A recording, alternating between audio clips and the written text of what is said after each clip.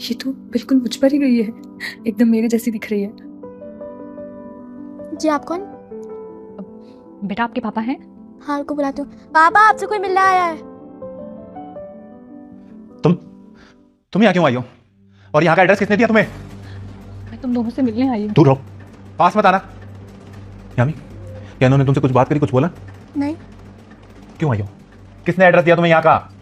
बता दूंगी किसने एड्रेस दिया, बस मुझे तुमसे एक बार बात करनी है। पर मुझे तुमसे कोई बात नहीं करनी, अभी के अभी निकल जाओ यहाँ से। चली जाऊंगी संजू, बस एक बार अपनी बेटी से मिलना चाहती हूँ मैं। बेटी? कौन सी बेटी की बात कर रही हो तुम? जिसे तुम छोड़ के चली गई थी जब वो 6 महीने की थी। अगर जब तुमने उसके बारे में नहीं सोचा तो अब क्यों आई हो?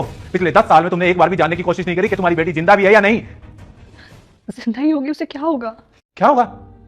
और ये 6 महीने की बच्ची को ना माँ की जरूरत होती है, पर माँ को तो किसी और की जरूरत थी। मैं मानती हूँ संजू, मुझसे बहुत बड़ी गलती हुई है। जब तुम पूरा दिन ऑफिस में बिजी रहते थे और मैं घर पे अकेली रहती थी तो मुझे टाइम नहीं देते थे। तो मैं हमेशा बस यही सोचती रहती थी कि मैं यहाँ कर क्या रही हूँ। सारा दिन घर का काम करती रहती हूँ और बच्चे पालती रहती हूँ।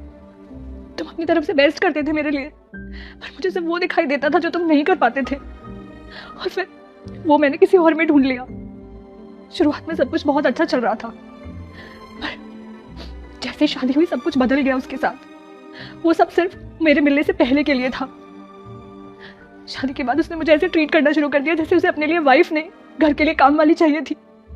वो चाहता तो था कि मैं सब कुछ करूं उसके लिए, पर मेरे लिए वो कुछ नहीं करता था। और तब मुझे रियलाइज हुआ कि तुम कितना कुछ करते थे मेरे लिए।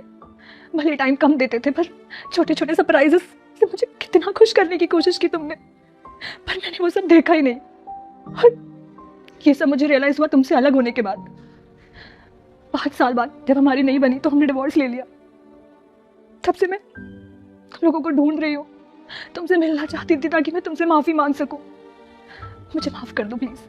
अगर सिर्फ तुमने मुझे छोड़ा होता तो शायद तुम्हें माफ कर भी देता, लेकिन तुमने जो मेरी बेटी के साथ किया ना, उसके लिए तुम्हें कभी माफ नहीं करूंगा। अरे मैंने कितनी रिक्वेस्ट करी तुमसे, भैया मत जाओ, अभी हमारी बेटी को तुम्हारी जरूरत है, मैं सब सही कर दूंगा, जो तुम्हें चाहिए सब दूंगा। लेकिन तुमने मेरी एक नहीं सुनी। क्यों? तुम पे तो किसी और के प्यार का भूत सवार था।